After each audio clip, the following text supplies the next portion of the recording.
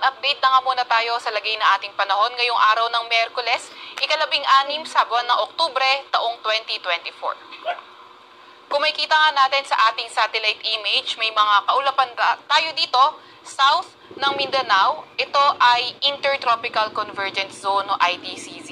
Itong ITCZ ay salubungan ng hangin galing northern at southern hemisphere. At itong ITCZ sa kasalukuyan ay nakakaapekto sa may southern Mindanao. Nagdadala rin ito ng mga kalat-kalat na pag-ulan, pagkidlat at pagkulog sa may Zamboanga Peninsula, Sarangani, Sultan Kudarat, Basilan, Sulu, Tawi-Tawi, kabilang na ang Palawan. Kaya ingat sa mga banta ng pagbaha o pagguho ng lupa kapag meron na tayong mga katamtaman hanggang sa malalakas na mga pag-ulan.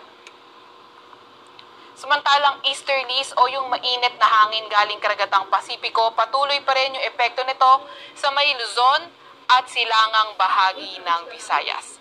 Para naman sa lagay ng panahon sa Metro Manila at nalalabing bahagi ng ating kapuluan, asahan natin yung partly cloudy to cloudy skies condition at may mga tsansa ng mga localized thunderstorms. Yung mga kasamahan natin sa Regional Services Division patuloy na maglalabas ng mga thunderstorm advisory, rainfall advisory o hindi kaya heavy rainfall warning kung kinakailangan.